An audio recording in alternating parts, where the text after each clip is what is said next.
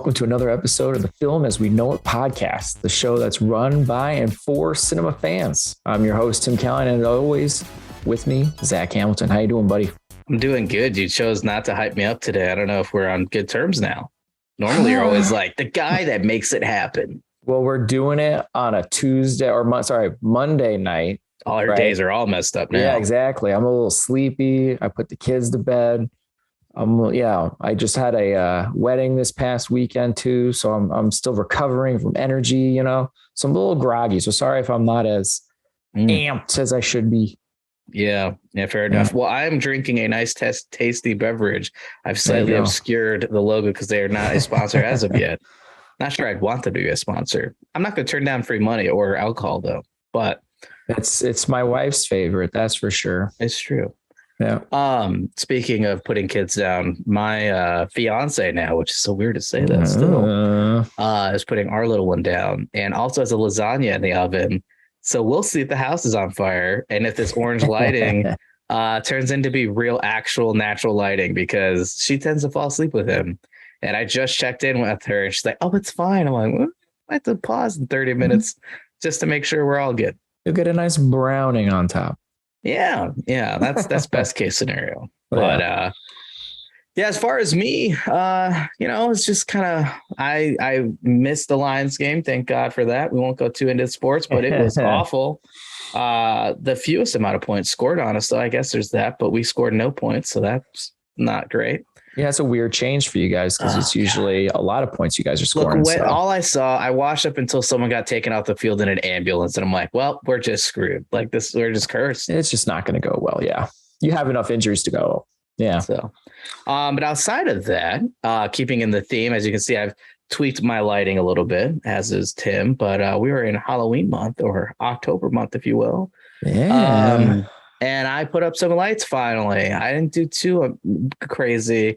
I have a zombie floating in my window right now that is not as illuminated in my background as it is during the daytime, which did scare somebody earlier on a call because they thought someone was like sneaking into my room because they could see the reflection of my Picard poster. Nice. And then we've got some lights on the bushes, lights on the trees. I've got a couple other things I'm doing. I was switching out the outdoor lights, our little lanterns with red bulbs to give that extra creep factor. So Luca won't be coming out with me to let the dog out anymore. I guarantee it, because he'll be way too scared out there with the red lights. So there you go. That's one way to keep him inside. My kids are like showing off all our decorations in the neighborhood. They're like, you guys went more hardcore. Like mine isn't something that I would share photos in the podcast. Like it's nothing too, but it's something.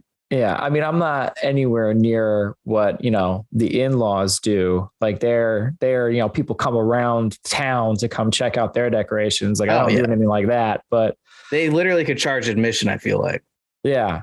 Like they even have like a little walk-through area to go explore. Like I don't have that. Please don't do that, for my property. But I do get told that I do have the best on the block. So that's something to hang my hat on, So usually I get Griswold moment for Halloween, right? Yeah. I usually get like some good compliments and Declan, my son, has been on me about putting them up because our in-laws have to start so much early because they have so much stuff. So they expect me to start. I'm like, no, wait till October. You guys got the blow-ups, and I know that your kids are big fans of the inflatables, which is like a very easy thing to do, but also like it could blow away. Like it's not, you got to make sure they're seated properly. Yeah, you got to anchor them. You got to find right placement, getting power to everything. I keep finding myself in a tree, even though I don't like heights and don't like to climb trees, but I'm always in the tree trying to put stuff up in the tree.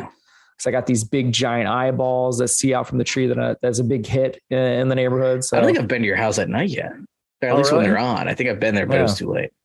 Yeah. So they're on a timer. So as soon as it goes dusk out, they'll start turning on its own. I'll stalk you guys later. Yeah, there you go. Check it out. I'll put on my best Michael Myers in keeping with our theme. Ooh. Yeah, ironically, I do feel like I actually had the best in the block because no one put up anything for Halloween. So even my scarce decorations is still better than anyone else's attempt. So there you go. There's only 2 other houses so far on my block that's actually done something. So I think some people are just like, oh, we'll wait. To me, I'm like, I'm going to do all this. It's got to be up for a while. Oh, so, yeah. Yeah, I mean it's the 10th that we're recording right now, so already, I mean, it'll still be up for like at least 21 days. I got another window thing because those are really easy. You just tack them up to the inside of your house, but they look really cool outside because if you have the lights on, boom, it's like looks really cool. So yeah, it still takes me a while too. I mean, not to the in-laws level, but like the first weekend in October, we had tropical storm. So yeah, wasn't going to go put out decorations. And then this past weekend, I was, in Charleston for a family wedding. So I was like trying to do a little bit each night after work, after dinner, I'm trying to put up some decorations here or there. My son's yelling at me to do more. Doing his best Kylo Ren. Yeah, exactly. Probably the same anger too. Oh yeah. He's got some rage in there. He's like the sweetest kid to me. He's one of those. He is the sweetest kid. He is. But it's one of those things where it's like I've always been nice to him because I feel like, unfortunately, the other two gang up on him, mine included, obviously, and that too. And so I always try to be nice to him.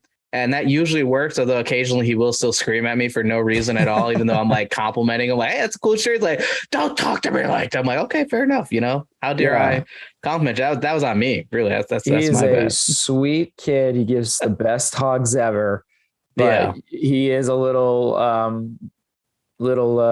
David Banner, Incredible Hulk. You wouldn't like him like it's angry, A lot of kids have moments. It's not just him, but for sure. Well, let's get the show officially kicked off. And with that, we'll start with our topic of the week, I guess, if you will, for this podcast episode. But if you had to look back over the years, which movie did you enjoy, but you wouldn't watch it again? Something that's like, it's a good movie, but I think once is enough. And then also why only one time? So is this just like any movie in general or like kind of horror? It could be any movie. It doesn't necessarily have to be horror related. I think any kind of like cringe type movies that just really like probably Requiem for a Dream comes to mind. Precious comes to mind. Cringe. Yeah, and just Precious. It's like, it's good, but like, do I need to see it again? It's pretty rough. Yeah, exactly. It's a rough watch. You're like, wow, it's good. Everybody's doing an insanely good acting job in this. But at the same time, it's like, it's just a lot and it's pretty heavy. I feel like every once in a while you'll see a movie preview, like Emmett Till movie, like the Emmett Till movie, right? I've seen that preview. Yeah, we were in the theater together on that and we were both like, it's going to be good, but I don't know if I get the stomach for that. I don't know if I'm going to be emotionally prepared to watch that movie. We have kids. That does not make things easier. Exactly. Yeah. All right. That's why I kind of too, like I will avoid certain movies. Sometimes my brother have to like prepare me. Like I did watch the new Pet Sematary movie, the remake one, because I was like, I don't know. I know what happens is that the original in the book. So I don't think I could do that. They're both bad. Like it's every parent's nightmare. It's the reason why most people try not to get a house on a busy road is literally, I'm sure that movie has a factor to play in that because most people have seen it. At least one of them. Yeah. If I had to choose, I think it'd be 8mm with that Nick Cage movie. Yeah, Machine. Yeah, it's Phoenix, man. I love that movie. It's a really great film. Amazing acting, even from Nick Cage, which Nick Cage has his own style of acting, but in that one, I actually feel like it's not as Nick Cagey. Well, I think, to be honest, too, like that level of Nick Cage kind of came a bit later. I don't think it really went to another level of that kind of acting till like the 2000s. It's kind of the same thing like Pacino. Yeah, because this is 99. Yeah, Pacino's Son of the Woman in 90s is when Pacino became Pacino. You know what I mean? Yeah. Like that people know how to do the voice and all that. But Pacino never acted like that in previous movies. You know what I mean? He kind of got that persona a little bit later. I think it's a similar thing with Nick Cage. And he knows when to dial it back at times too. So every once in a while he'll throw out like a classic Nick Cage performance. Like, man, you still got it, man. You're still good. Oh, yeah. But yeah. Yeah, it's just a dark one. I mean, it's a PI investigating a snuff, like a source of a snuff film involving a kid or a minor. It's just, and then he gets involved in like that whole like side of the world and that underbelly of like what that is. And it's kind of interesting because even Joaquin Phoenix's character in that film, he does some pretty like not so like moralistic stuff, but even he's just like, yo, dude, I don't want to go down that road. Like even he's kind of like squeamish to that, if I remember correctly. Yeah. Well, and I think too, there was a fun part where like you find out like he puts on a persona because he works in like a sex shop, but like he has to like look like he's depraved and looking at porn. But he's he's like, I look like this, but this is not. I'm not down with this. You're right. Like you see like behind the porn book that he's reading, it's actually like some like epic book and like classic literary thing and something like that.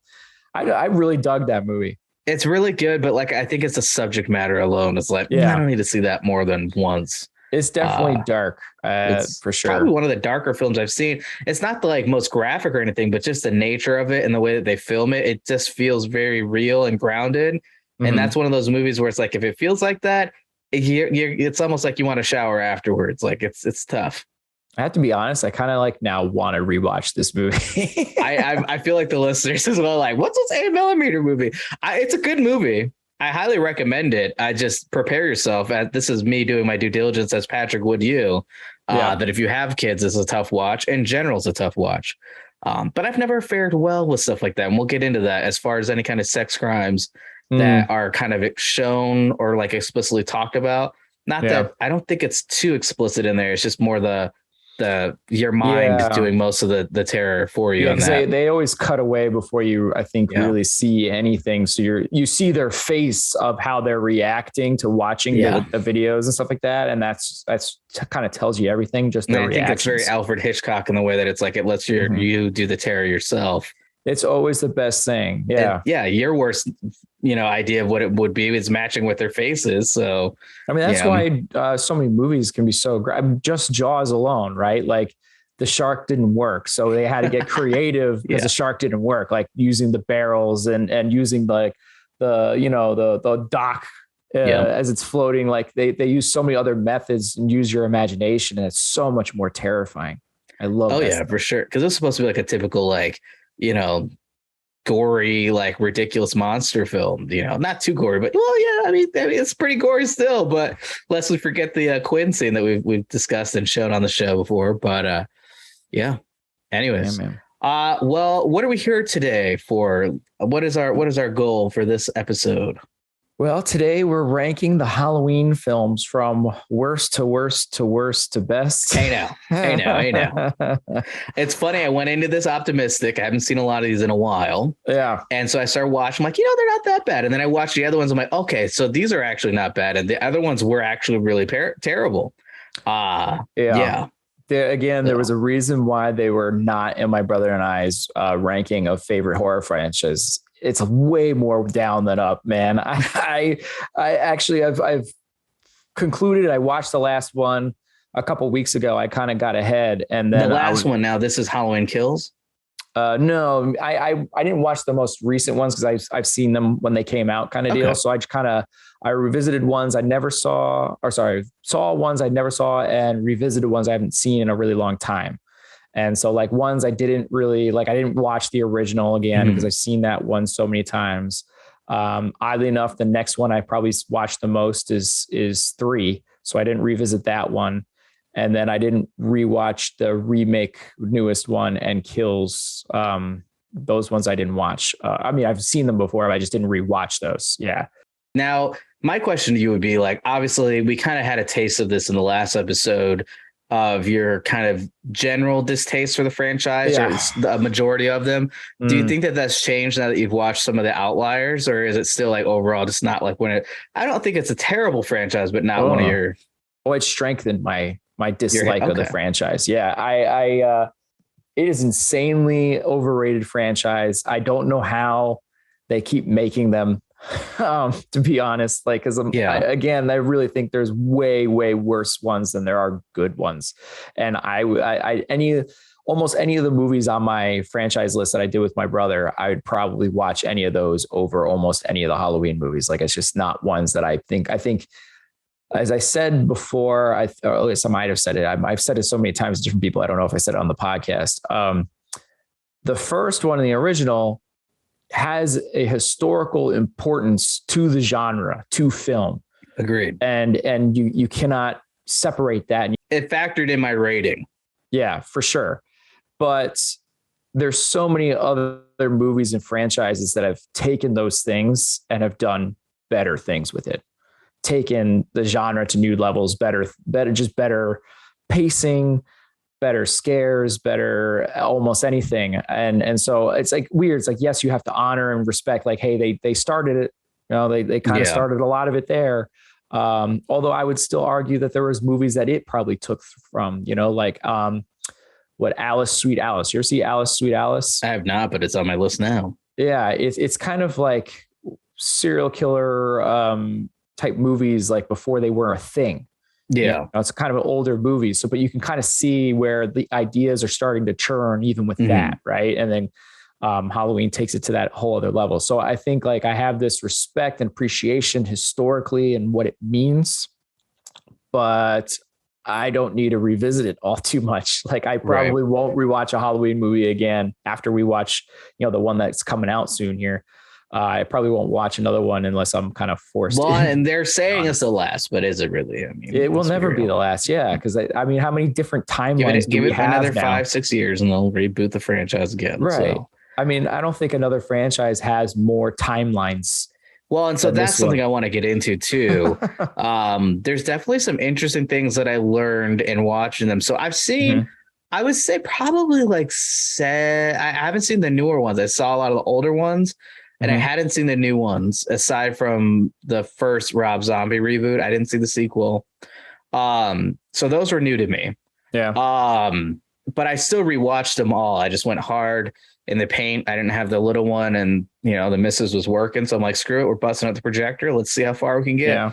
And so I think the first night I did not night. I would say it was like a whole day that obviously I was doing other stuff, but for most of the day I was watching Halloween movies, which I have to tell you really got in my head because as I left to go run errands and stuff, I'm seeing all the Halloween decorations. I'm like, damn, where's Michael Myers going to pop up? Because feel like I'm on the set of Halloween right now.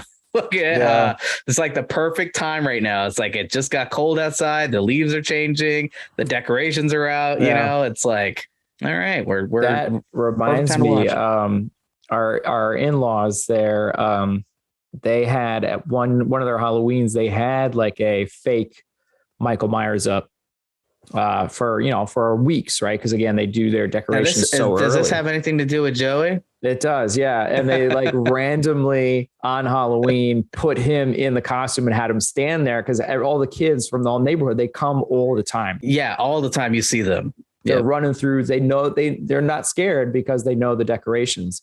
And of course, this messed with them so bad because, good old Uncle Joey is actually dressed up in the costume and nobody saw that coming. He scared so many kids. Because that's one of those characters that's like, as much as I would love to play, like to dress up for Halloween and stuff, it's like, because we went to that was another thing that we did, not to go back too much on what we did over the weekend, but we went to Spooky Woods, which is a haunted attraction. And they had a Michael Myers that was like maybe 5'8", and it's like it's just not the same. I feel like you kind of have to be husky or built, and you got to be at least 6 foot because otherwise it doesn't hit the same. I disagree, man. I feel like if you watch, you're telling me if a 4'11" Mike Myers comes up to you, you're like, no, that's a pretty freaky guy right there. But like if you watch a lot of the the earlier movies, he wasn't a big dude. That's true. Especially in the original one. Like he wasn't like this hulking dude. That came later in the franchise. And it's actually one of the things that frustrates me about the franchise because I think it was way more creative, especially in like the first one where he had to be deceptive. Like he had to dress up as a freaking ghost to get one of his kills. You know what I mean? True. He was very tricky about it. And then as the franchise went, they basically just turned him into a worse version of Jason Voorhees. And started roughing people up and became hulking, especially in the zombie movies. Ironically, we're talking about Jason Voorhees with this episode airing on the 13th. There might have been a missed opportunity there, but it wasn't Friday the 13th, but 13th. One of my favorite franchises too. Well, we'll be here next year. I think clearly as the Friday the 13th movies became more successful and was making more money, I think you can tell that the franchise decided to go more towards that.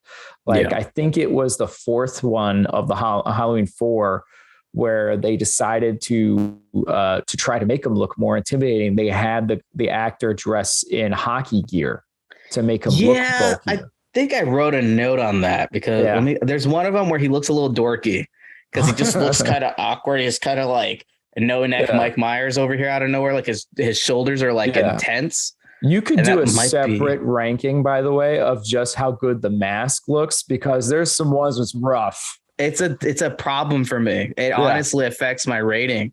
Because there was a long stretch where I did not like the mask. Yeah. And say what you will about the more recent ones, but they killed the mask. Like the mask looks cool. It looks aged right appropriately, even after, you know, like when you get into the sequel, which much akin to the sequel of the original, you know, there's some damage to it, to the mask due to injuries sustained, stuff like that.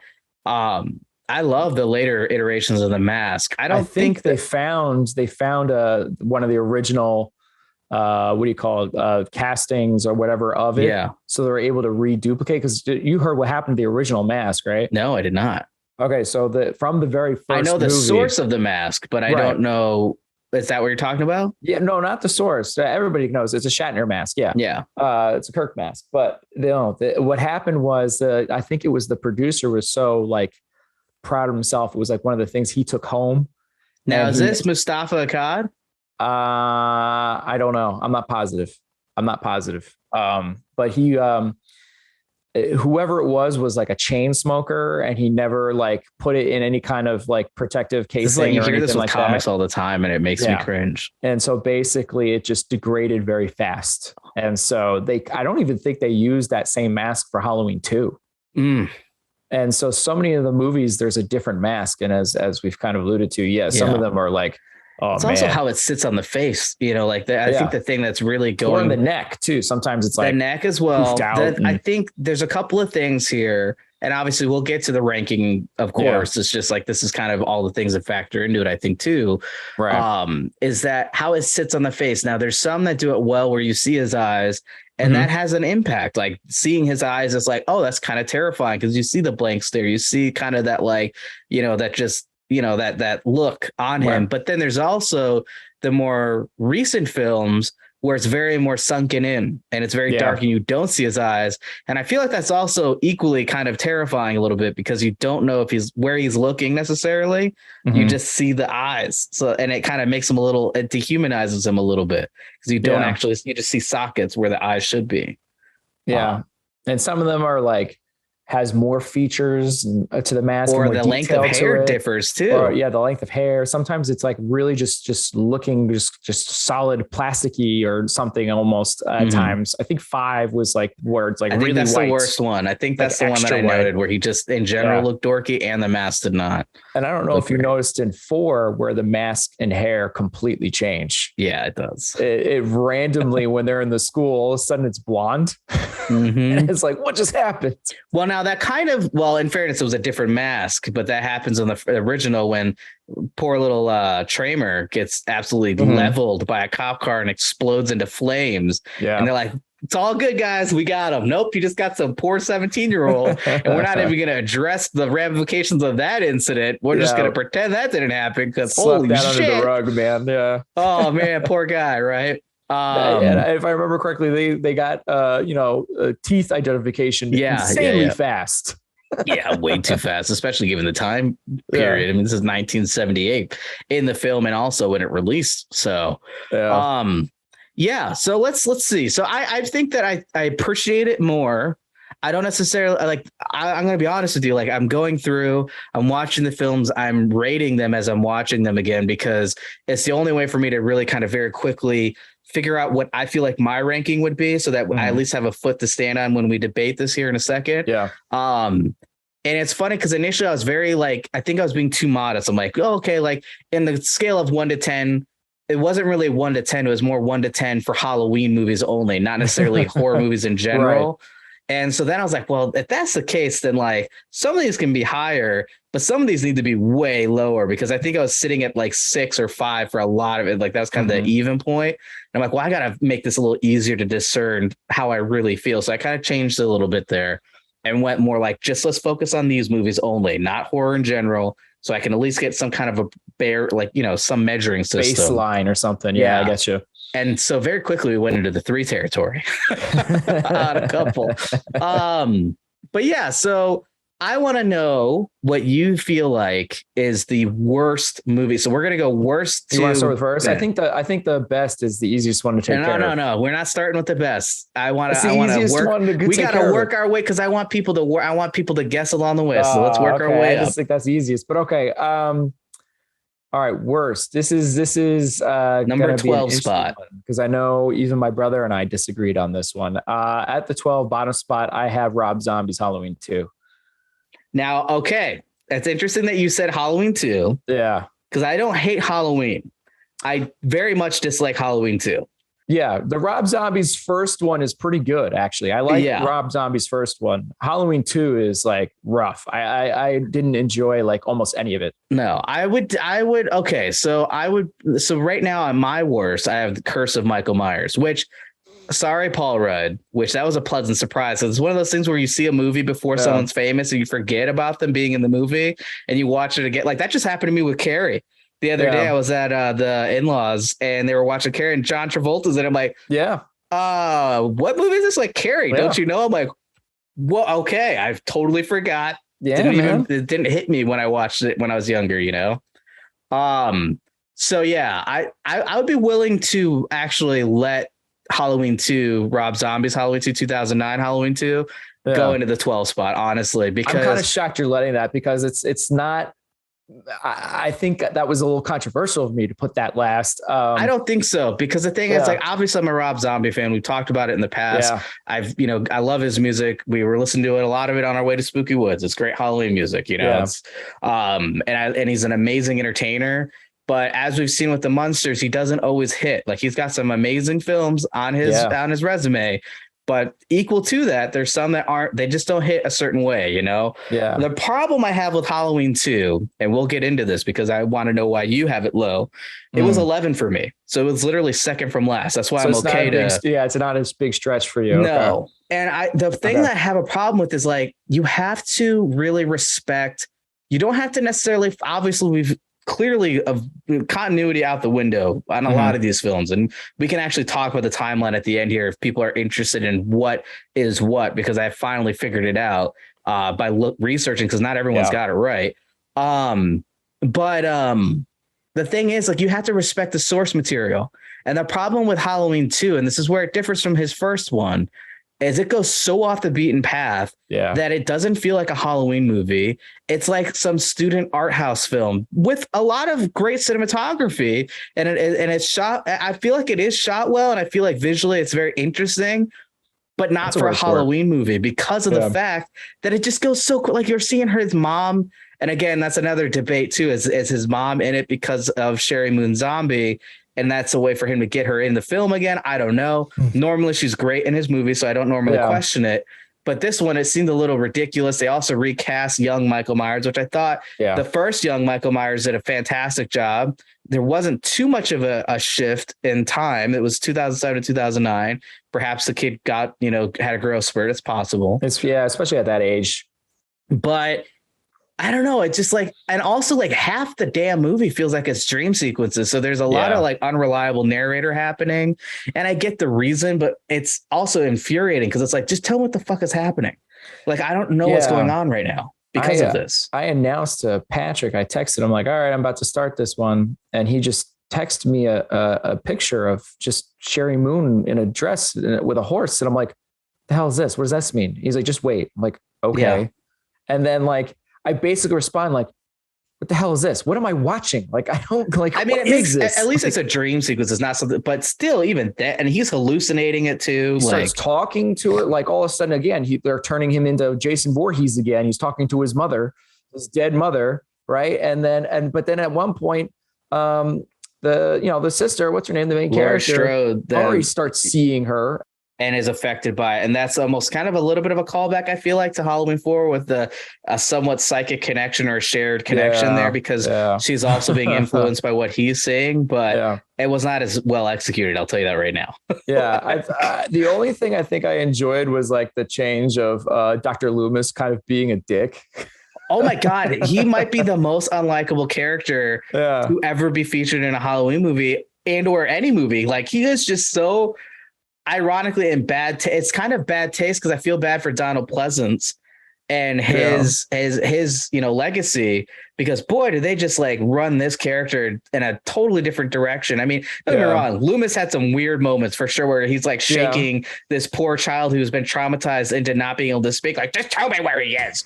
He's shaking children in a children's hospital. So don't get me wrong, he had his moments, but this guy is like on a whole other level. And I feel like they did good casting, because Jesus, you feel it, like you're like, wow, this guy's terrible, Yeah. And I also, I thought the friend, right, who was in the first Rob Zombie Halloween movie and survives, and which I was shocked, like, oh, she lived, because that looked pretty horrific, like basically getting beat up and stabbed completely naked. A lot of nudity. Yeah. And then here in the second one, just dies brutally again, like basically naked. It was funny because at that point I'm like, but is she dead? But it's like, because she never really did anything bad or awful or anything. Like, it was never like, oh, you feel almost justified that a bad kid ended up getting brutally killed. It's like, this poor woman survived the first time and you're doing it to her again. Like, why? Yeah, that was pretty brutal. And also, fun fact for the listeners and viewers. Oh, yeah. That was the girl who played Jamie Myers. Yep. So that's kind of fun, or Jamie Strode, if you will, however you want to dictate that. But in one of the many timelines, Laurie Strode's daughter, who she doesn't take care of and gets adopted, again, not too dissimilar to Laurie's background in some timelines. Again, it gets confusing. We'll demystify that a bit. But I thought that was kind of cool that it was the same actress, obviously not playing the same role, but that was. And she did a good job. She did a good job in both movies. And you'll see that a lot in the movies, especially the more recent ones, where a lot of characters come back. Not necessarily the same actors. In some cases, yes. In some cases, no. But the characters themselves have come back older and aged, as has the film, in the timeline. So that's kind of cool, too. Right. But yeah, I really didn't like it. Also, the other thing that was really hard to wrap my head around was, like, I guess she was traumatized. And I understand that it was quite the ordeal, but I never once got the feeling in Halloween, 2007 Halloween, that Laurie Strode was like into heavy metal music and like this total, like, just fuck the man, fuck this, like all that attitude and aggression, which, again, I've also never been chased by a serial killer before. So things can happen. Sure. And maybe they're illustrating that, but like, it was like extreme. Because if you look at the spray painting in her bathroom, it's like 666 and pentagrams and like, fuck you. And like, well, I'll edit that out, because that is hard for me. The C word is in there. We'll say that. Right. And I guess the sheriff, is totally cool with her defacing his house. Yeah. Yeah. Which I'm also like, the best friend, Jamie from previous movies, but not in this movie. But she also went through that same horrific, maybe equally as bad thing. Yeah, she's everyone handles things differently, right? Sure, that's a good point. But it seemed. I think you're right. It seemed a bit over the top.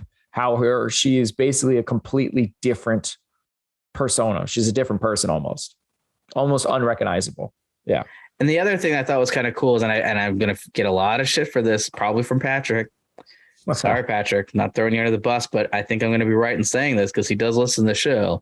The actor who is the serial killer from Child's Play plays her dad, which I think is kind of cool because there's a lot of interesting casting that happens, I think, throughout the franchise in general.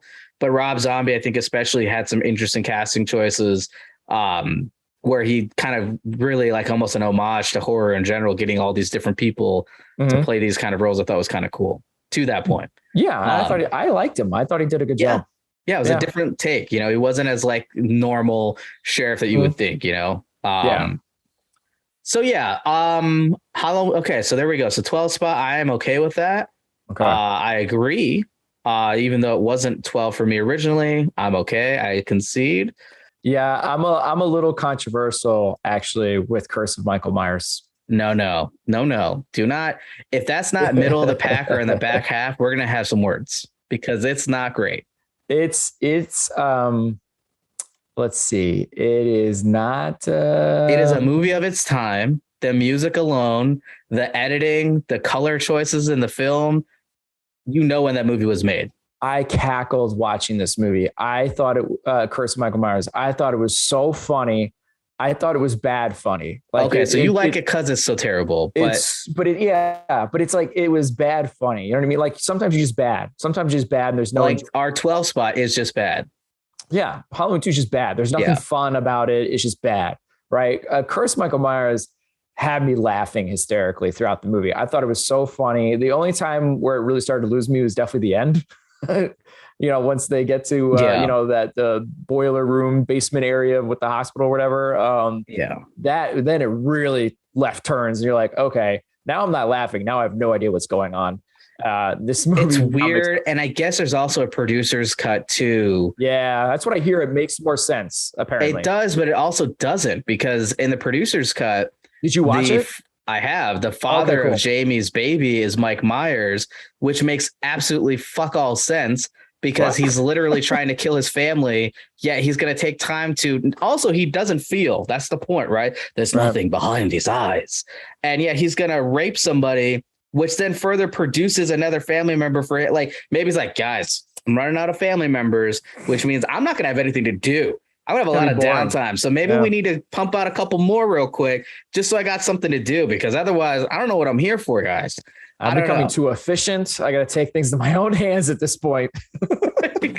Like I'm running out of family members. So let's do something really dark and twisted and pump out another kid for me to kill down the road. Of course, not now, because I don't kill babies. I wait till they're a little older. I'll pretend like and in fairness, I think that is actually the most dangerous game. He's got to make it somewhat challenging, right? Good God, man. But I think that actually is a tragic through line in the franchise, is the fact that like oftentimes he's trying to find the sister. Initially, it wasn't necessarily to kill. It was like, and they kind of touch on it a little bit in Halloween, the Rob Zombie's Halloween, where it's like he cared for his sister. He never once wanted to harm his sister, and he was doing all these things to get back to her. But because of all the things he did, he's such a monster that there's no way in hell a normal, rational human being would want to be with that person or even really have a relationship with that person, and they turn on him. It's like, holy shit, man. Like, this is like the one person I thought I had. It's very tragic.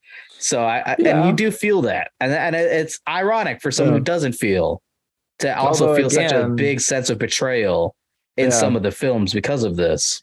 They weren't related until Halloween 2. Well, and that's the thing. So there's some timeline changes, because in some cases, Laurie Strode is not related. In some cases, she is. So 11, we're talking a lot of stuff. That's all leading to stuff. But let's take a pause and let's figure out 11. So it's not going to be Curse of Michael Myers. It's not for me, at least. I mean, again, we're here to now. Let me see what my next one. I have Halloween. I have Curse of Michael Myers was my last spot. Now, my second one that would be in that spot would be Halloween 5. Wow. I am shocked, man. Whoa. Actually, there is some people that dislike 5. Actually, I'm a defender of 5. I have 5 closer in my top rankings than bottom rankings. Okay, well, then you're going to have to sacrifice one of your ponies here. One of your sacrificial lambs is going to go to the movie gods here. We'll see which one. But I actually, 1, 2, 3, 4, 5. I have 5 as the 5th best one. I do. I think it's way more entertaining. The deaths are way more interesting and entertaining. I just think it does way more interesting things than you do in the other ones, because a lot of people love 4, and I don't get it. I actually did enjoy 4, but I think that there's a lot to that. 4's got a cool ending, and that's about it. It's a big twist ending. All the deaths are off screen in that whole movie. It's like, what is going on? Well, what? Okay, so then what would you have then? Let's figure out what you had in your H2O. H20, huh? Yeah. That movie's not good. It is super boring and surprisingly just like not much to it. Like it was like weird. Like I think I checked around watching. I'm like, wow, this movie's short. It feels short, but it also feels like it's really long. I don't know how I could do both at the same time, but like, I will say you at least get there's times where Laurie Strode is not as badass, or she's capable. And I guess there's some reality and some grounding in the original film where it's like, she does make stupid mistakes, which is very much a horror trope in general. It's like, why'd you run upstairs? Or why do you continue to drop? I was live tweeting a lot when I was watching this. So some of you may have saw that, but I literally, it was just like, drop the mic every time she stabs and like, drop the knife, drop the knife. Like, stop dropping the damn. After the second time he got up and he's still not dead. Number one, when you do get him on the ground, make sure he's dead. But also, don't keep dropping the knife next to him for him then to continuously stab or slash you with it. Literally 5 minutes, less than 5 minutes down the road. You know, like, it's just crazy to me. Yeah. I'm not detracting from the movie, but it's like, that's one version of Laurie Strode. You also have another helpless one in Halloween 2, who's not very capable. Right. But at least in H20, it's like, obviously it's not the most badass. We'll get to that later because that's more the more new ones. But she's at least like capable and is like standing her ground, is actually doing something. She goes after him and all that. I feel like it's also another one where the mask looks awful. It does. It looks really bad. I think the most interesting death, I think, is the elevator, the dumbwaiter, with the one girl that dies and her legs get like bombed. But after that, it's kind of like boring. Like all the deaths are pretty boring and bland. It's definitely known for the hallway thing where he lifts himself down, and that was like a big moment. And I'm like, all right, the movie doesn't make this movie good because he has that one cool moment. His upper body strength. He did not miss arm day. I think the most interesting thing about H2O is the behind the scenes and how like she almost was like never going to work for these people again. So it's kind of amazing that she came back to the franchise again. Well, it's a very different situation now. Yeah, because they had like a whole thing where she was trying to get to come back and get certain people involved, and she was heavily involved, and she was like, I'm going to kill Michael Myers in this movie. And then like last minute, how do we do a sequel? Well, yeah, contractually, it's in the contract that he can't die. Yeah. So they had to change it and do the whole rewrite and have it set up in the next movie that, you know, she was going to kill the wrong person. And she's like, fine, but you have to kill me off. Which was pretty fucked up, man. I'm not going to lie. Because it was funny because so many times I found myself being like, well, he keeps coming back. But, you know, it's a lot harder to do that without your head. And then she literally lops his head off. And I'm like, okay, you know what? Yeah. All right, cool. And then it's the wrong guy. And I'm like, well, that would definitely screw you up pretty significantly, you know? Sure. I'm going to give you Halloween H20, but tentatively we'll see. We'll see if we can. We'll see. There might be battles to fight, but these aren't I think it's going to get towards the top where we really land in that top threes area for sure. Okay. What did you have for number 10? I have Halloween Kills. Really? Yeah. I really didn't like that one, especially because it rehashes old material. Well, you know, like the town coming after him type of deal, right? I think that was from 4, right? Yeah. So it's rehashing stuff that we've already seen from 4. I just thought it was kind of boring. I didn't think many of the deaths were that fun. So yeah, I wasn't thrilled with Kills. So yeah, that would be my next worst one. Well, again, the one I've probably watched, I've only watched it once. Comparatively to these other ones. So it's not my most recent watched one. I don't think it's well, it's not like it's a bad made movie. It's just, you know what? The worst thing you can be is boring. I'm still shocked that Curse of Michael Myers is not further down this list. And I'm telling you right now, it's not going to get in the top 5. That's where we will fight. I feel like I know I'm probably alone on that one. I know it's my brother. I put it at the bottom of his list. I just think it's too funny. It's a weird one. It tries to explain Michael Myers' immortality, right? In the sense that he's got this curse of thorn on him, which on the one hand gives him immortality, but also gives him the desire and the marching orders to kill constantly his family, essentially, right? Right. Which again really doesn't make sense in the producer's cut because he, you know, has another child. I'm assuming it makes more sense actually in the producer's cut because it really doesn't make any sense in the theatrical cut, which I saw. I really wanted to watch the producer's cut, but my brother begged me. He's like, "No, let's watch that together later. Watch the director's cut or watch the theatrical." So I watched that one. And there's a lot of different iterations too, and we'll get to that with some of the other ones. We'll point them out. I just think it's just fun, to be honest. And I think so many of these Halloween movies are boring. I will say it's a pretty great epic death that Jamie has in that. even though it kind of sucks that she's like in it just to basically be like to continue the story. Yeah, she's fire. But dude, it's a pretty gnarly death. Like it's rough, you know? Yeah. Yeah. And again, it's really just the, you know, when the hospital and the basement stuff is where it really kind of goes off the rails. And I'm like, all right, now I'm not enjoying this anymore. But for the most, but until then, I was having a blast. I was laughing so much. So see, my 10 spot, you're not going to like me for this. Yeah. Is it 5? What? Oh, it's Halloween 5. It is 5. Okay. So now we're going to have a little bit of a debate here.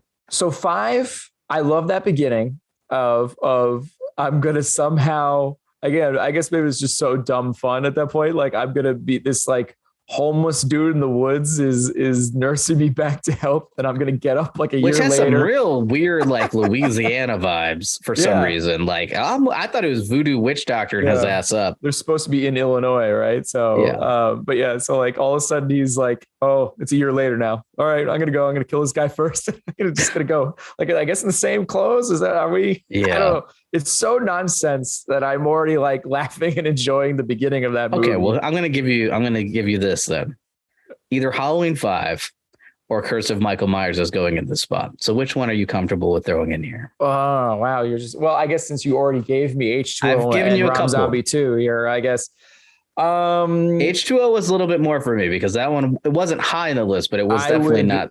Yeah, I'd rather go Curse of Michael Myers at this spot. As much as I enjoyed and laughed my butt off, I understand that it's not good and makes no sense. We can debate 5 later now as we get up there. Then.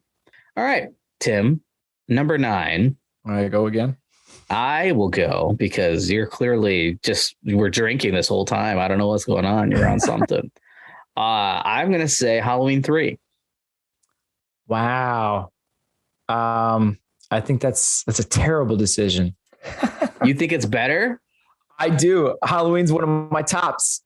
It's not at the end because I actually do think that it gets shit on a little bit more than it should. It shouldn't. Yeah. It tries something. And I think this is actually where the franchise needs to go. If they're going to continue the franchise, I agree. Do more anthologies like what but they I did. Don't know that they'll be successful in that because I think part of the problem is they did Halloween 2. Yeah. That was where they made the mistake because now people got invested in Michael Myers. They got invested in Laurie Strode and you left it too open-ended there for that to really, you know what I mean? Given how things ended in the first one, it's like, well, I assume that these characters will return in 3 and then they're just not good though. We need to leave them behind because they're actually I'm okay not with good. that. I'm not disagreeing with that you. They've been building has just been terribly trashed. And that was the whole thing with John Carpenter and Deborah Hill is that their idea for Halloween was that it would be anthology films based around the holiday Halloween, but it wouldn't necessarily be the same, characters, villains, all that. Which is what it should be. For sure. I will say this in defense of Halloween 3. There's a couple of things that I struggle with, but the thing that I thought was pretty. You love the masks. The masks, which do make a reappearance in several of the films. For Halloween costumes. You can buy those masks and they're awesome. They're in Halloween Kills and some of the victims are actually literally wearing all 3 of the masks. Yep. As are some of the children. But what I was going to say is the song from the commercials. Too. I couldn't get it out of my freaking head. And then also the fact that they kill that kid in such epic fashion. Like, a lot of people say don't kill the dog, but killing kids in films, it's a choice. It's a choice. And holy Jesus, they're like his face is melting. There's bugs coming out of him. At one point, a snake comes out of his head. The snake then proceeds to kill the mom and the dad. Like it's gnarly as shit. Like it's so much fun. But I loved it. Like I literally I'm like, they got no problem killing kids in epic fashion. Halloween 3 though, like it was epic and it was cool looking. And the bad guy too. What's his name? The dude from RoboCop, Dan O'Hurley, is the bad guy, and he's awesome in it. He's great, but my thing is, I'm shocked you're okay with this because the Irish accents being of strong Irish stock, as we can tell with your, not to get too into your personal history, but you're very Irish. We'll leave it at that. This is very true. Almost to a boring amount of Irish, actually. But yeah, like the accents are fucking terrible. Like they're really bad. Like once we get into this town, they're like, oh yeah, well, don't worry, Cornwell, we'll take care of it all. It's all good, They're like, what is happening? I just think it's having a good time with itself, and it's at least it's the deaths are fun. Yeah, yes. It's part of the rating system is good deaths, which sounds terrible out of context, but yes, maybe the accent's not the greatest, but I still think he's hamming it up and having a great time with it. I have a hard time believing this doctor is such a Don Juan that he can convince this lady who just lost his father to literally like not even like the second day after meeting her, shack up in a motel and then have her be like, well, where do you want to sleep? Like, well, that's a stupid question. It's very old. I'm sure you would like it. It's very Sean Connery response, very James Bond, and says like, that's a stupid question. Then proceeds to make out with her and then, you know, have fun time. So, and he's got a thing with every woman that he knows, like the lady at the morgue and the, you know, like everyone's got a thing with this. I just don't see it. He's not like, I'm not that I'm like, you know, I'm not trying to, well, I guess I am judging his attractiveness. It's not there. I'll say that. Aww. He's an older guy and he's not like a silver fox. Okay. Like I'm pretty positive that he's wearing a hairpiece for sure. And you're talking about Tom Atkins, right? The main dude. Yeah, I'm talking about Tom Atkins, which I actually don't mind him later in life, but in this particular film, I'm struggling on this one. I don't know. I was about to say like I enjoyed him and I was cool with. I like his character, but I'm like I also like no problem for diseases because he like straight up just shares a bottle of liquor with some random homeless guy in the street. He's like, yeah, sure, whatever. And the guy literally says, I ain't got no diseases, you know, I just want a taste of that goodness, you know, like what? Yeah. If someone says they don't have diseases, they might have diseases because most people don't have to lead with that. Just say it. Just say it. Put it out there. So ridiculous. Yeah, I love it. I don't know. It's definitely the guy like blows himself up or whatever, sets himself on fire. All right. Well, then my other one, like getting lasered in the mouth and like it's just a wild one for sure. So the deaths are so much more fun. It's so much more inventive. Halloween 2, OG Halloween 2, 1981 Halloween 2. That's your next one? That's my 8. Oh, I think Halloween Resurrection is way worse than any of those movies. But at least it tries something. Halloween 2, like I can't get past trick or treat. Well, man, this is not good. I can't get past the oxygen tank scene, man.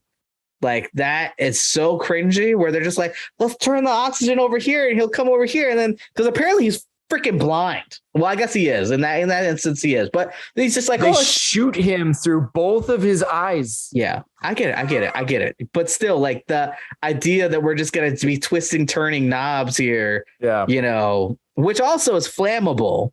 So it's not hot tub. The hot tub death was cool.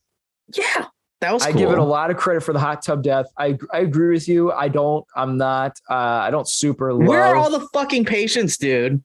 Yeah. Like, and at least, and I think it was in Halloween 2, the reboot, the Rob Zombie one, at least that was a dream sequence. Yeah. Where there was like nobody, you know, because at least it's like, okay, well, because, you know, why the hell, like, I get you have a skeleton crew where I've worked in a hospital. I've been there late night. Like, there's still people. Like, you still have patients. It's not like, it just is insane to me that there's literally nobody else. Mm-hmm. I don't know. I won't actually hate because my next worst is Halloween Resurrection, but right after that is Halloween 2. So we're gonna put Halloween 2 at 9.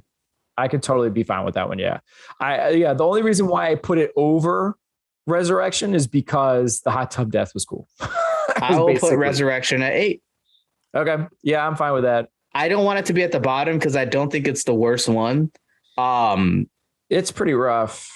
All of these movies, as you're going to find out and us talking about them right now, as you're probably already learning, have their own issues. Like we're rating movies that aren't good. Some of these are just not good movies, it's like we're trying to find like, okay, were there good murders in here? Like, was there any cool effects? Was there anything groundbreaking? Redeeming qualities to it. You know, story. Was there literally no story? Yeah, and I guess with Resurrection, it's like, okay, at least you got a somewhat interesting idea to keep them in the house. But then it's like, I don't know, Tyra Banks dies, so I guess that's cool, but you don't see her die, which is kind of lame. So I don't know. I love you're like, hey, any movie that kills Tyra Banks, you know, it's pretty good. It's high on my list, I guess. The dude from American Pie. is in it. Yeah. So you got Busta Rhymes is in it. It's kind of funny because this came right after H2O where they had LL Cool J. So you're like, all right, what rapper are we going to have in this one? Busta Rhymes. Yeah. And it's, and of course, Laurie Strode goes out in the beginning. Yeah. Which that kind of sucked, if I'm being honest. Like, it was kind of stupid. Like, just don't do it. It just seemed very like needless at that point. Like, it's like, this really served none of the plot. She requested to die. It was literally, it was part of how H2O ended, was like, okay, fine. If I'm not going to get my way and you're going to do this, then I'm in the next movie and you're killing me in the beginning of the movie. There you go. You like requested that. So but yeah, otherwise it makes no sense. This came out in 2002. Blair Witch came out in 1999, which was a found footage type film. Yeah. But I will say this, though. It was very popular at the time. The camera stuff and the internet and all that kind of stuff. The whole crowd of kids watching and helping her out and everything. It's like, ugh. I guess. I don't know. Did you notice too, the one death that I thought was so weird was the tripod death, which apparently the end of one tripod is extremely sharp. To stake it into the ground if you're outdoors shooting. But there was inside.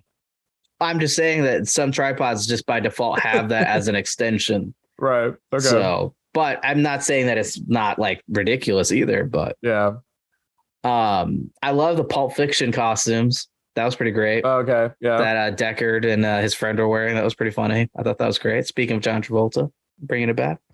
Fair enough. I didn't hate it. Honestly, I thought it was definitely probably the most different approach, I think, to the movies, because it's very similar. It's like, all right, he's going to stalk some people. He's going to kill some people. It's Halloween. That's what he does. Cool. Yeah. Apparently he's living in the sewer and eating rats, which I thought was interesting. So it's like, okay. So in this one, he's hanging out below his house and eating rats. Okay. Doing his thing, man. He's doing his thing. Yeah. Just waiting, I guess. Yeah. I don't know. I'll admit that at least it tried some stuff and tried to do something different. So that's why I put it a little bit higher because of that. But okay. Now we're getting into 7. Now I had H2O at 7, and I think it was also partly this. I think part of the rating had to get adjusted because I had a gap between watching films. Like I had like a long stretch where I watched a lot and then I watched some others, and then, and so I think for me, I was just like, I'm just happy to have her back and not be like kind of a throwaway character. Like it was nice to have, Jamie Lee Curtis back. So I think there was maybe the nostalgia factored in that. That's why I was okay with kind of bumping that down.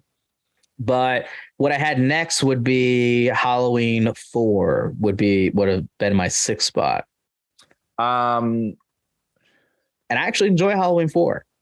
Yeah, Halloween 4 is actually in my 7th spot. But again, I have Halloween Kills pretty low here, and that has not popped up yet.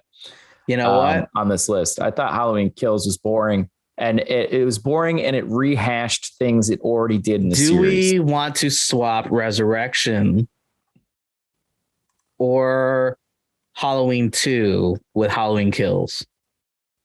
And then whatever that one would be would move up. I mean, I have Halloween 2, Halloween Resurrection, and then Halloween Kills, and then H2O, and then Zombie 2 is my ranking. So yeah, out of just continuing the story and having some of my like more enjoyable characters and actors, I would be okay with Halloween 2 going to 7 over Resurrection and Halloween Kills going into 9. Okay. Are you good with that? Yeah. Okay. So Kills is 9. Yep. Halloween 2 is now our 7th spot. Now we're getting into 6. Okay. So what do you have as 6? I'm trying to think. So we did Zombie 2, H2O. We did Kills now. Resurrection we did 80. What? Yeah. We already did Curse. So 4. I got 4. I'm good with it. Yeah. I like Halloween 4 a lot. I didn't. To be honest, I think the only redeeming quality was the end. Where she stabs her adoptive mother. Yeah, it's a twist for sure. That was a nice, cool ending, but I feel like for the most part, almost every single death happens off screen. I get where you're coming from, but my biggest thing, and I like that Rachel isn't a throwaway character. Like she's not like just getting killed like all the women do in these movies. Like there's at least like she talks like a badass. She swears at him. She also backs it up, and she actually does get up on him. Like, she's pretty good at running around on a roof. it's equal grounding. Well, it's tough to do that with, especially with a child straddling you. I was being serious. But also like I think it's a good balance. Like, she gets her ass handed to her, but she also gets it in, a couple ways too, like creatively, because obviously there's quite the size, disparity there. Yeah. And I like the town coming after. I guess I just found it kind of boring again. Like, there was no cool, fun deaths. Like, I believe that's the one where all of a sudden he's killed like the entire police department. And all you see is the aftermath of that. Yeah. Like, wow, that would have been cool. Yeah, I will agree with that. I think that's a good reason why it would be lower. Yeah. And I think there's like one death I think I remember I kind of liked. And I think it was the police officer, or maybe it was the girl. I can't remember, the sheriff's daughter. I can't remember which one it was. Somebody got stabbed and impaled, which was nice. Yeah. But then after out that, of context, this is gonna be a fun show. Yes, we stabbed her, and that was nice. But yeah, but you know what I mean? Like, it was like, because that's another big problem with Michael Myers, is a lot of his deaths is he's got a big kitchen knife. Yeah, and you can only get so inventive with that. Halloween Kills, if you saw the extended cut, got real creative in how he killed almost every single person. It was like they took that note. Also, the scene where he's chopping up firemen, bro, is pretty damn insane. I'm just saying. I like the remake Halloween. Yeah. Not the zombie one. I'm talking about the newest Halloween. Now it's funny that you say that, because that one I thought had some fun, creative deaths. Yes, I think we're gonna be very in line with this. Yeah. Halloween 4 was also the one that I thought he looked the dorkiest. I actually literally wrote it in my notes. Mask is awful and he looks extremely dorky. So that's the one. That's the one too where he's wearing hockey pads. Yeah, okay, that's the one, because he just looked like really awkward. It didn't fit his build. It was terrible. All right, number 5. I have, let's see. Well, we've kind of gone off the rails here, so I might need you to guide me here. What do you have in your 5 spot? 1, 2, 3, 4, 5. I got Halloween 5. I have 5 over 4 because, again, I quite enjoyed the beginning part with it being nursed back to health. I thought it had way more fun, creative kills and deaths throughout it. This is also where we get Crazy Loomis, who's like, just tell me where he is. Yeah, damn you. He just doesn't care at this point. This guy's killed so many people. It's funny because everyone around him is like, hey, man, she's kind of been through a lot. Like, I don't care. Michael's out there. He's going to kill again. Damn you. By the way, pretty solid there. I like that one. Pretty good impersonation. I like it. Well, yeah. Seen enough of them. Yeah, for sure. In a row, too, which is very ballsy of you. It's a lot of Loomis. Yeah, it is a lot of Loomis. Yeah. What I will say is I thought it was really freaking cool, though, and I don't want to forget about this, in Halloween Kills, how they brought him back. I think it's really interesting when movies are able to go back in time, especially like later iterations to a franchise where they're literally playing around in the same scenes but different perspectives, and they're literally using footage from certain ones or characters. Right. And that was a cool one because it would have been a lot easier to go the normal route of just doing like what Star Wars has done in the past, not to get way off into a totally different genre, with a digi character.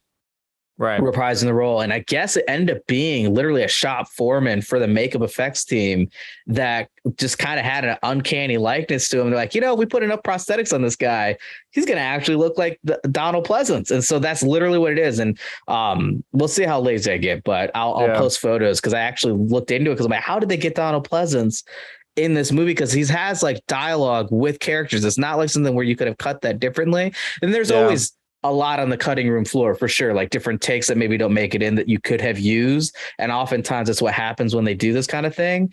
But the fact that it was all prosthetics and just an actor who looked similar to Donald Pleasance, that's how they did it. It's pretty cool, man. Like, cause it's pretty uncanny.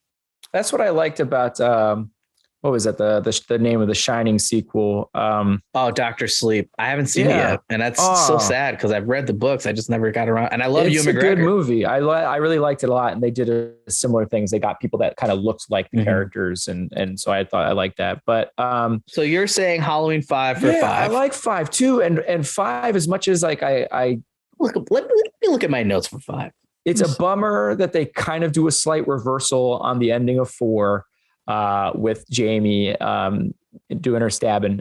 So I do admit that that's kind of a bummer, a retract almost. Well, they say basically it happened, but kind of like the mother lived and it was like a fit of insanity type of deal. But it also is just, I guess in this one, I kind of liked how mean it was. Loomis? Well, no, just in general, Michael. like how Michael would kill people, like you have the star from the first one dying. And so I kind of dug that. So there was some stuff that there was a lot more fun deaths, a lot more creative deaths. You are winning on this because I had Halloween 5 pretty damn low on my list, but I'm going to allow it because you are persuading me a little bit. But I do want to at least get my notes out there. These are my hot takes, by the way, as I'm watching it. Most people do put 4 over 5. I disagree, and I think 5 really nothing redeeming about this. Slight unique twist with the psychic link. Loomis is like legit a crazy person. Those are my hot takes as I'm watching the film. Like he's like a legit crazy, and I think that's pretty accurate. I think that's he's lost the craziest Loomis you get as far as Donald Pleasance's iterations of him or presentations. And I thought the mask too looked a little bit better in this one. And so I don't know.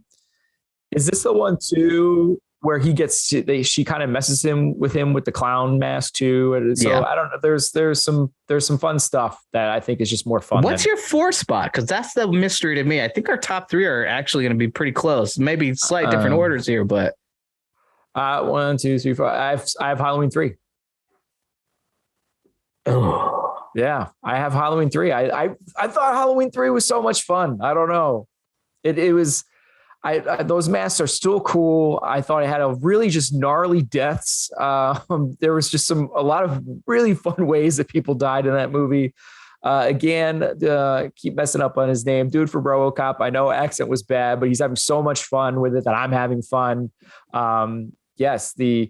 You know what? I'm gonna allow this. I'm gonna allow this because I actually, like, in watching the film, I went into it. Allow this. I will agree. I'm not allowing, like, we're debating here, obviously. But as far as like me, like being okay with it being higher than what I had originally, because I think it's just so easy to shit on this movie because Michael Myers is not in it. But how many movies have we talked about?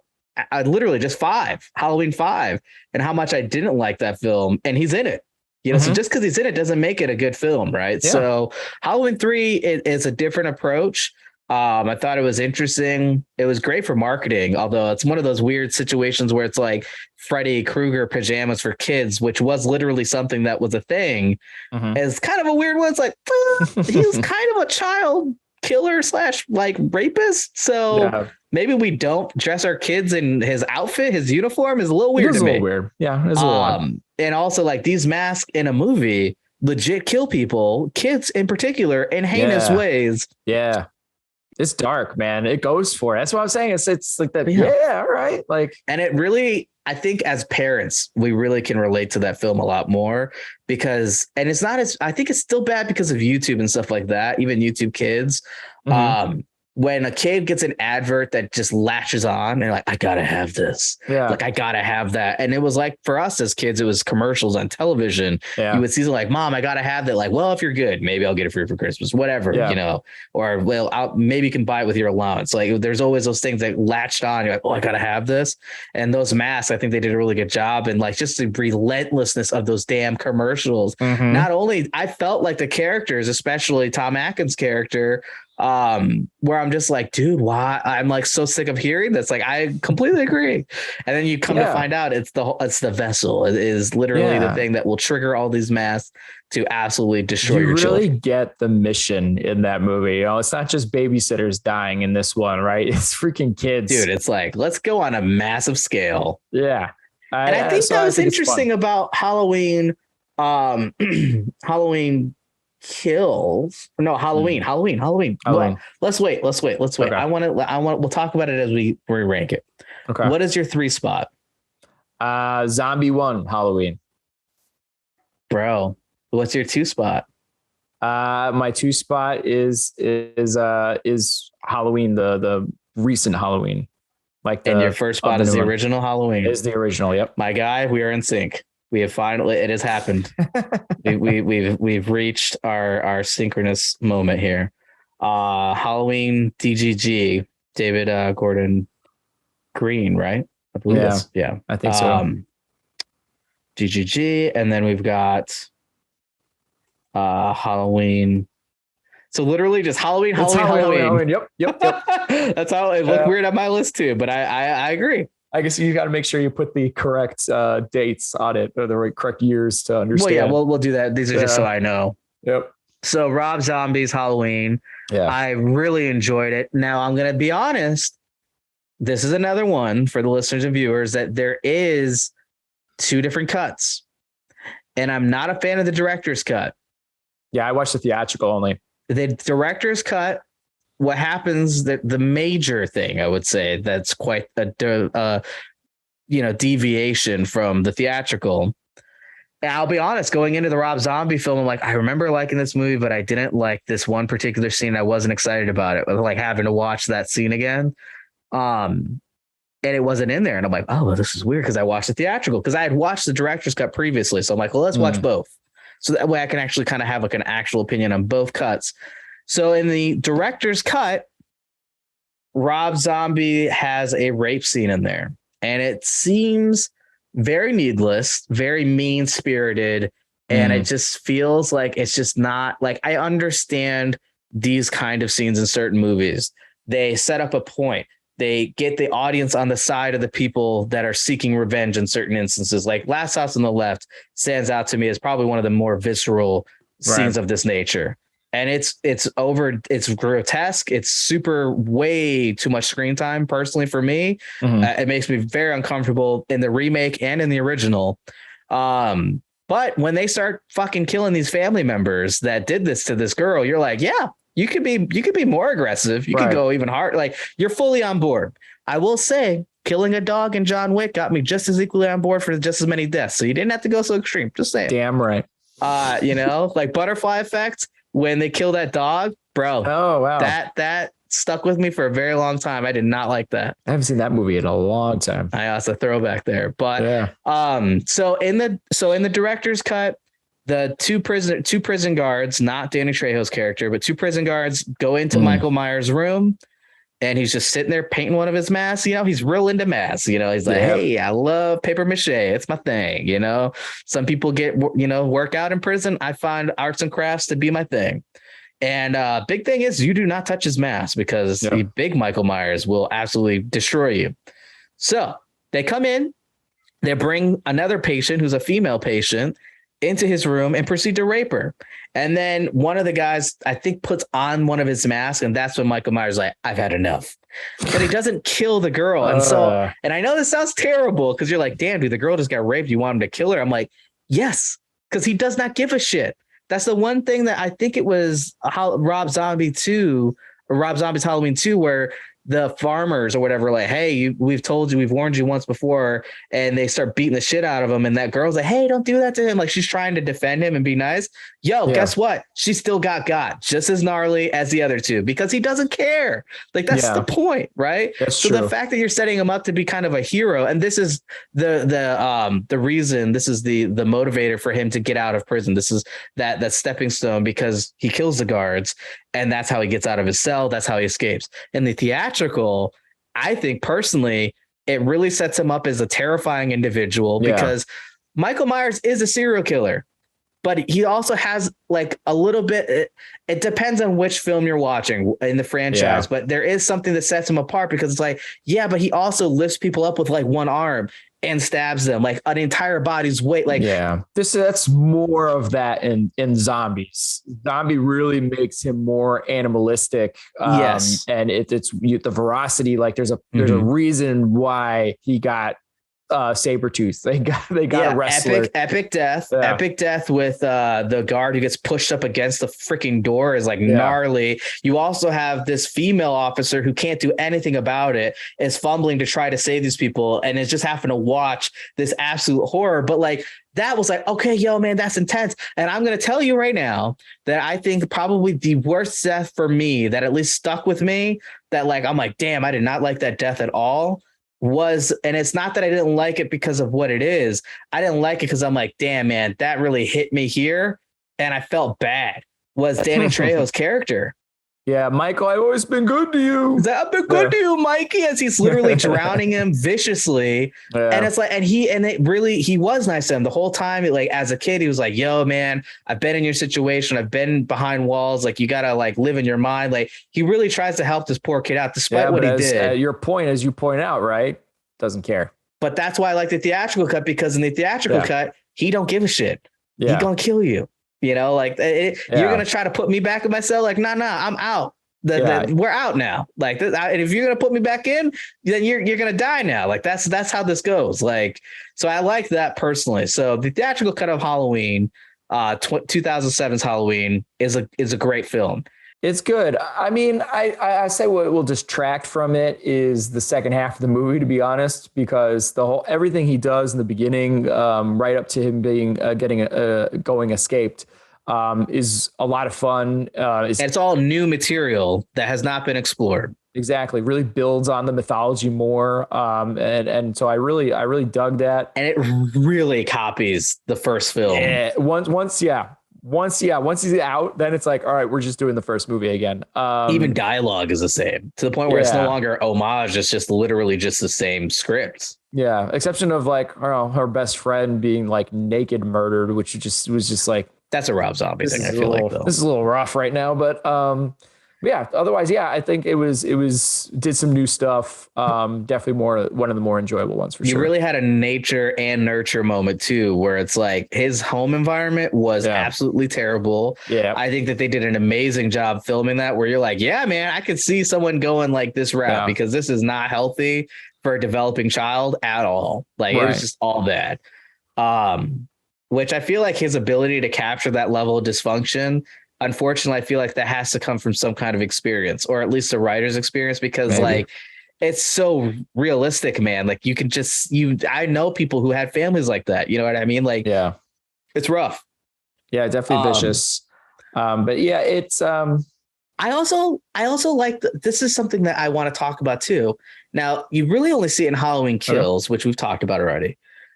And I didn't think that it would be a thing, but like, he's got long hair in Halloween, right? And he still wears the mask, but he's got like long hair. Like, he looks kind of just rough in general, looks terrifying. I love the scene. I think it is in this one where it's the truck driver he gets his uniform from. Yeah. And he stabs him in the bathroom or whatever. And you see his nasty ass feet. I'm like, oh my God, like brutal feet. Right. But he looks just rough and unwell, like big, but kind of like, dude, is this guy alive? Like, it's just, he looks really edgy.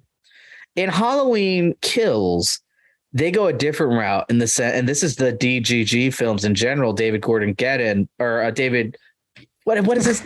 David Gordon Green having a moment here, where Laurie's not. This is, again, we're talking about the timelines. Laurie's not related to him, and Halloween 2 never happened. None of the sequels happened, right? And the only thing that happened was, despite the name being Halloween, it is still a sequel. Is that he killed 5 people? So pretty normal guy. He's human. He is very animalistic. He is very strong. He's very capable, has a knack for not dying, but he is still but a man. Okay. And so that's kind of interesting, that approach. But what really kind of kills it for me, and again, he's a man, right? He's older. A lot of time has passed. Laurie's older. It would make sense that he would be older than her because he's older than her. Dude is balding. Yeah. Like, he's got like a Friar Tuck haircut. Like, he's literally balding at the top. I appreciated that. I don't know.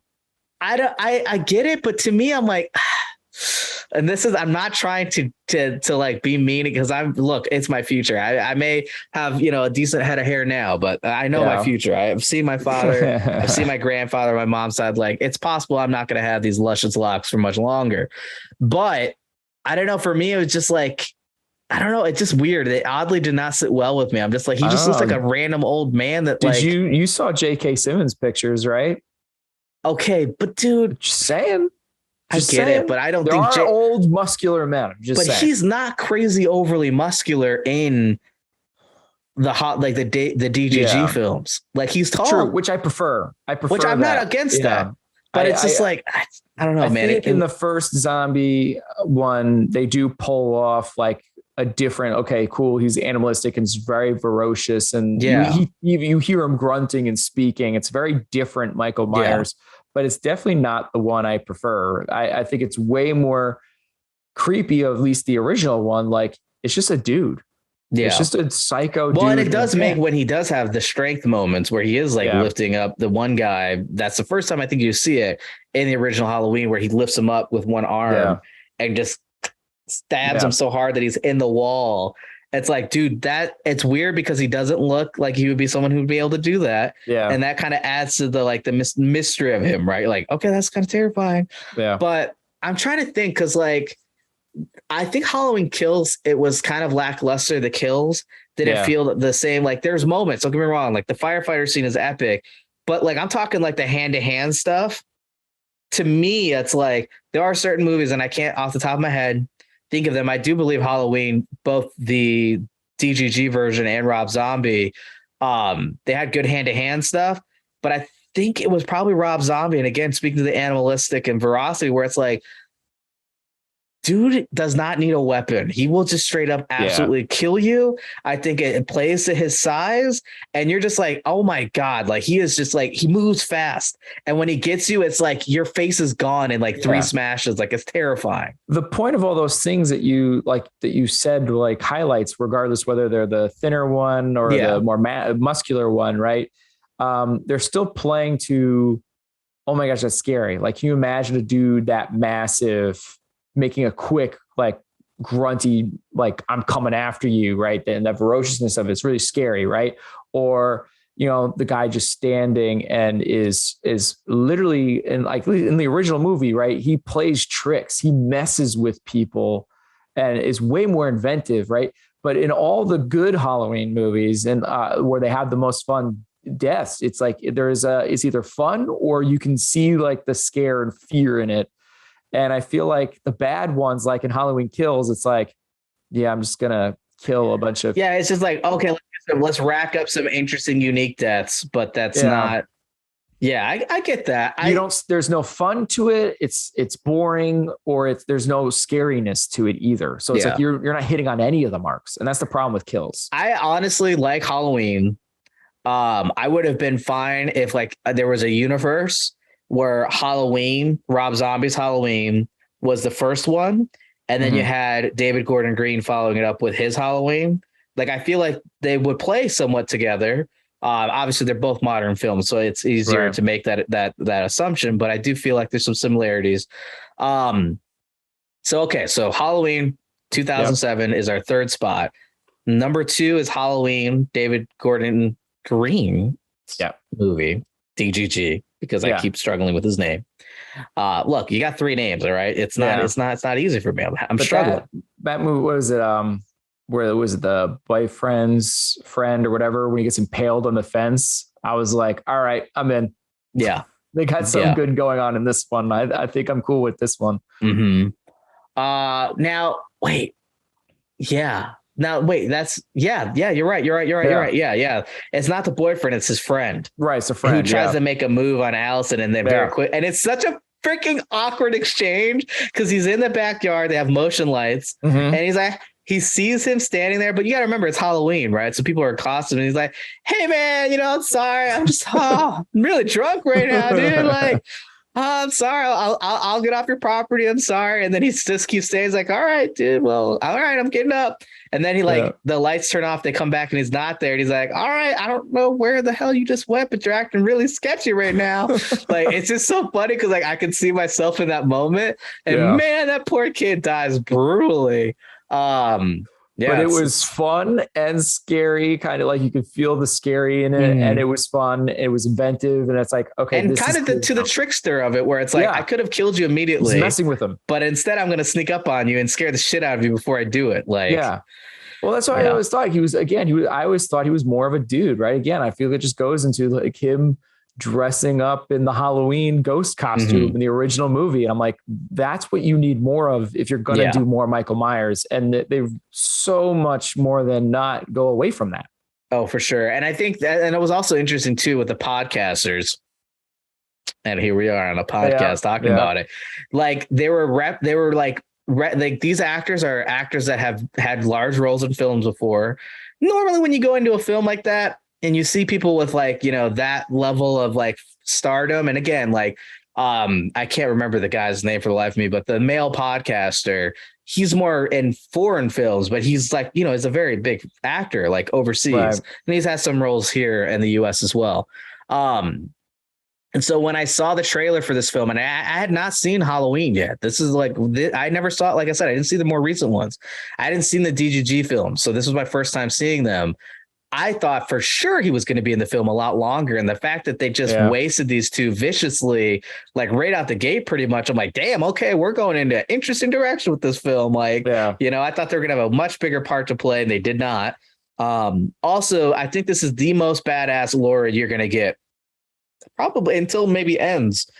We'll see. Because she is full on, like, I've been shooting these freaky ass mannequins. She literally freaks out her granddaughter when she stumbles into her backyard and sees all this freaky shit. She's got a house of traps and, like, you know, devices. She's got a secret Batman cave, which is again another cool idea, right? What if we bring Michael Myers into Home Alone? Right? It's like, oh, okay, cool. Not seen that one before. Like, well, and I think it was interesting that, like, you know, her daughter played up this whole like, oh, I don't buy into your craziness, mom. But she clearly had the training because, you know, towards the end, and I didn't put a spoiler warning in here, but look, dude, we're talking Halloween movies. Like if you're watching this, you knew what was coming when you got into this. But you know, the fact that there is that shift where she's like, oh, please don't, like she's freaking out, and you kind of buy it. Like you could, Judy Greer is really good at selling that in this movie. But then when it flips, she's like, I don't want to have to do this. I'm not ready. I can't do this. I'm so sorry. And he shows up and she's like, pop, pop in the face. You know, it's like, okay, all right. And she's like, gotcha. You know, like that twist, you're like, holy shit. And then that really sets up the major twist, which is, hey, this isn't a cage. This is a trap for Michael Myers. Like this is his cage, you know, like this was never meant for her. It was meant for him. And that shift when you start seeing everything, like the bars come in and the flames and it's such a jacked up situation that leads into Halloween Kills, where like they basically put out the fire and leads to that firefighter scene that I'm talking about. But yeah, I mean, it was initially a very great execution, really interesting way of seeing it. And also seeing some of the tropes that he did to people, seeing Laurie do it, like when he throws her off the balcony and he just sees her laying there, and then he goes back and he looks back and she's gone. It's like, oh, how the tables have turned, you know, it's like, it's not, she's a lot more formidable. You know, he's really met his equal in this. And I do like that she still gets jacked up. It's not like she's just like a badass. Like there is some, you know, realisticness to that to a degree, you know, like she's getting, you know, injured as well. I don't know. I thought it was really interesting. I thought it was really fun. Again, great deaths. I felt, you know, some veracity there for sure in a lot of the kills.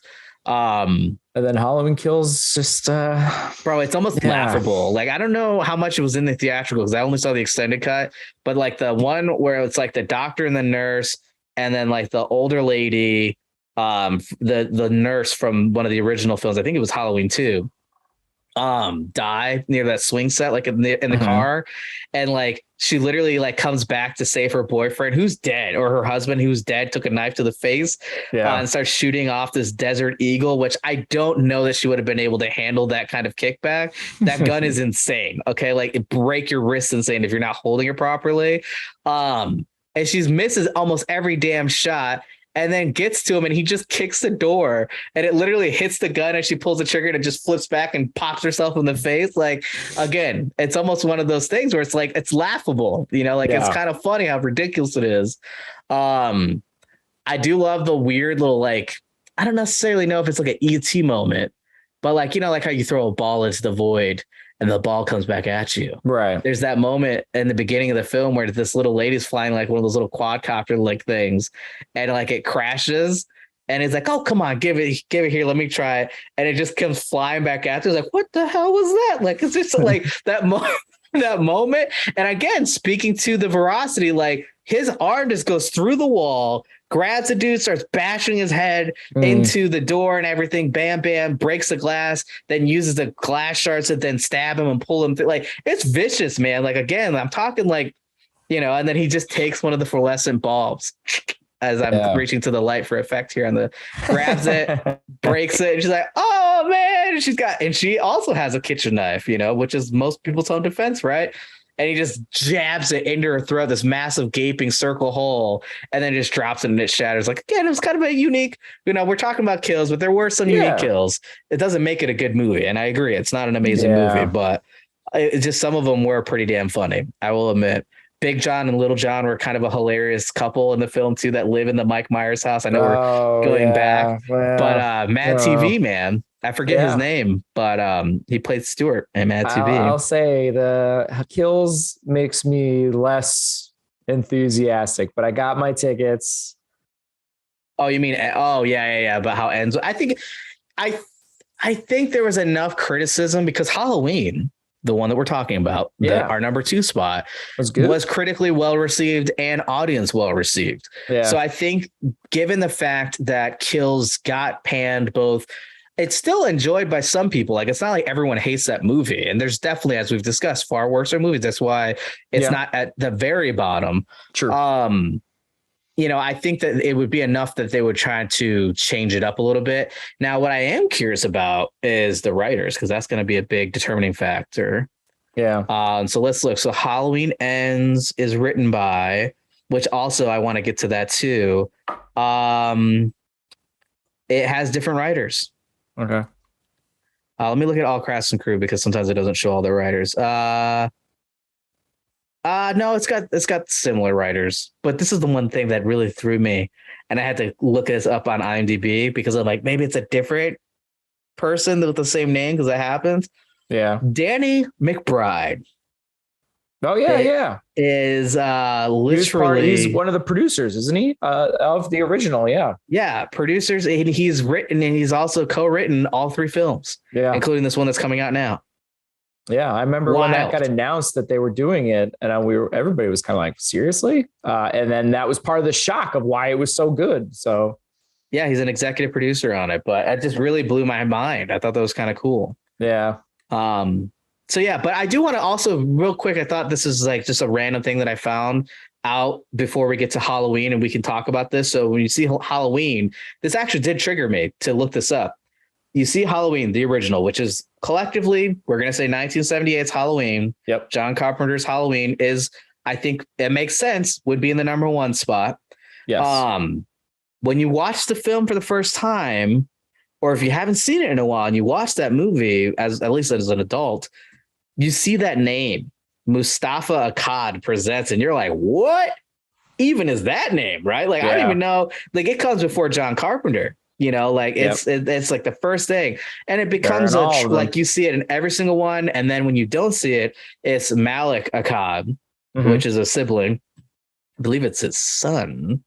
Could be wrong, but it's actually really tragic. So he was a Syrian American producer who bankrolled all of these original films. Like, this was like his big thing, like these Halloween movies, and tragically lost his life in the 2005 Amman bombings. And that's why you no longer saw his name anymore, because he had passed away. And you'll see that so I think one or a couple of the films were dedicated to him. But I thought that was like kind of crazy, like just that, like the real world sneaking into film. It's kind of obviously very tragic, but like, I don't know. It's just it's wild to me. Yeah. So yeah. Obviously, original Halloween is number 1. Again, we kind of set it off the top. And it was his son. Malik Akkad is his son. It is obviously a touchstone for horror genre movies and started so much. And obviously, a go-to Halloween costume, as we've touched on. The mask, the music, obviously. Probably the most recognizable thing is the mask and the music, right? And Carpenter did it himself. Yeah, they don't make music quite like they used to. And Marvel got hit on this pretty hard earlier phases. And then I think they've really tried to focus on fixing that, because now they've got more recognizable tunes. But like, it was one of those things where, like, if you hear that music, I can't play it for you because I'm sure I'll get copyrighted to all hell and back. But you know that movie immediately. Like, there's certain, like Jaws, again, another perfect example of a 70s film with an amazing score. You know that movie. And I feel like there's and it really plays to the importance of music in film, right? There's a reason that it's a category in the Oscars. Like, without music, films they lose, especially in horror films. Music plays such, because if you watch any horror film on silent, lack of music and noise, sometimes you can have the opposite effect, great effect too. Yeah. Or using it as a red herring, ramping up music when you think something's going to happen and then nothing happens. And then 30 seconds, a minute, 2 minutes go by and then something happens. Like, oh shit, that's a good jump scare, you know? Exactly.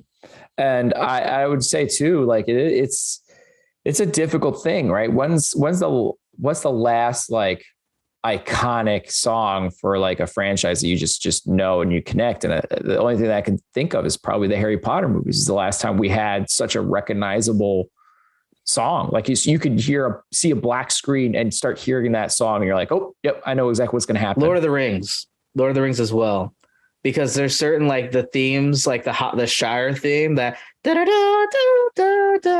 like that, you would know that's Lord of the Rings. Most people are going to recognize that up there, not necessarily as high as Harry Potter, but it is a very similar fandom. And this is movies we're talking about, because TV shows, I think, have always maintained and I think that's part of the fact is that I'm going to talk about this because I feel this to my core and I feel bad for people in this situation. So we did this. I did the music videos for Mulan, which you don't see that. It's actually over here.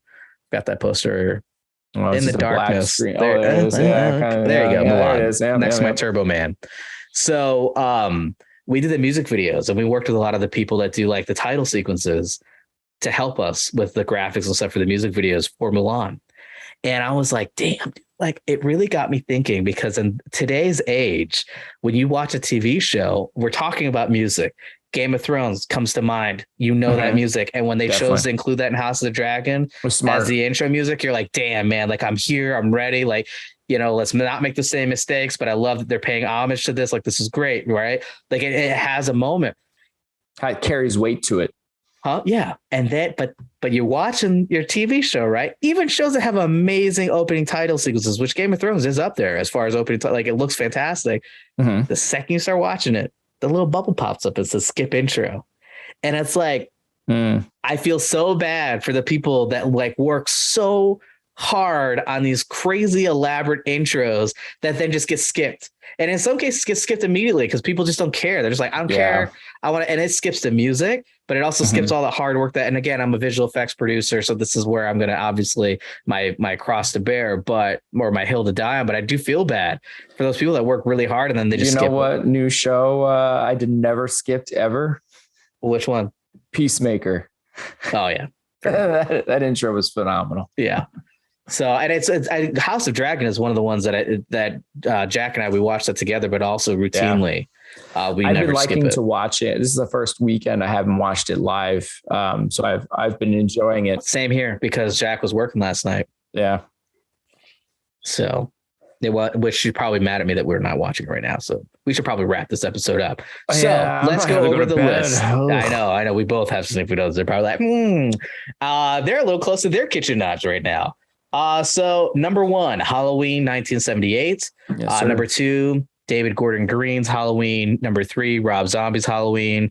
Number 4, Halloween 3, Season of the Witch, which if you've not seen it, just because Michael Myers isn't in it, I think we both would highly encourage you to do so because it's a great film. Halloween 5 is our 5 spot. Halloween 4 is number 6. Number 7 is Halloween 2, 1981's Halloween 2, that is. Number 8 is Halloween Resurrection. Number 9 is Halloween Kills. Number 10, Halloween, The Curse of Michael Myers. And if you're a Paul Rudd fan and you haven't seen it, well, hey, guess what? He's a main character. He plays one iteration of Tommy Doyle, which there's another one That's played by, I can't for the life of me remember his damn name. I was about to say Michael C. Hall. Is it Michael C. Hall? No. God, I was doing such a good wrap up. You were drawing a blank now. What's his name from The Breakfast Club and everything? Oh my God. Anthony Michael Hall. Anthony Michael. See, there was a Hall and there was a Michael. So there we go. And I was thinking the same thing. Anthony Michael Hall also plays Tommy Doyle, but Paul Rudd is just such a likable guy and a creeper who likes to stare at people through the windows. For me to thank for making that be up higher. Yeah, right.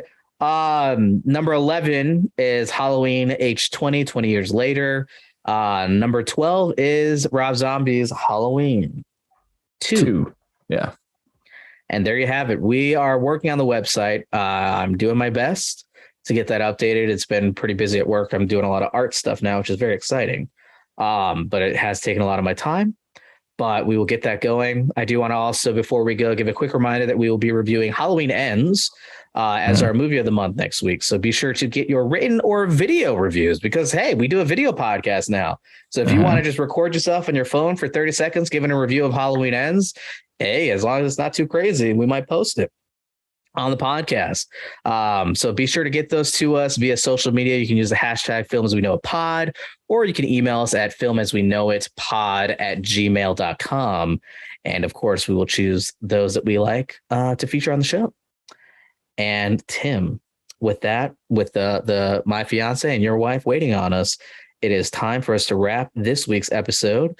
Please show your support for the podcast by leaving a review on Spotify, Apple Podcasts, Google Play Music, or wherever you happen to listen to the show. Friendly reminder for those new to the show, or maybe you just didn't know, we also do a video version, as we've touched on this podcast. And that airs the same day as the audio version. So be sure to check that out on YouTube. That's also where we get a lot of our fun clips that a lot of you guys enjoy on Instagram and our social medias come from that video version of the podcast. Lastly, thanks for tuning in to another episode of the Film As We Know It podcast. You guys have a great week. Peace out, everyone.